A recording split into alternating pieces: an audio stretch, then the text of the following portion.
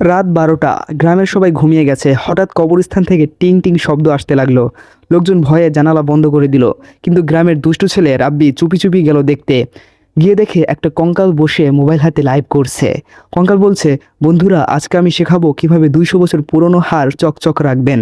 রাব্বি ভয়ে কাঁপতে কাঁপতে বলল, কাকা আপনি ভূত নাকি ইউটিউবার? কঙ্কাল বলল, দুইটা, দিনে ভূত রাতে কন্টেন্ট ক্রিয়েটর।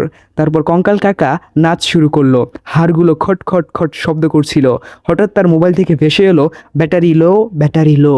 কঙ্কাল কাকা চিৎকার দিল, আরে কেউ চার্জদার আনো, না হলে আমি আবার কবরের ভেতর অফলাইন হয়ে যাব। রাব্বি তাড়াতাড়ি পাওয়ার ব্যাংক দিল। চার্জ পেয়ে কঙ্কাল কাকা এত খুশি হলো যে পুরো কবরস্থানে ডিস্কো লাইট জ্বালিয়ে দিল। শেষে গ্রামের মানুষ দেখে সব ভূত টিকটক বানাচ্ছে।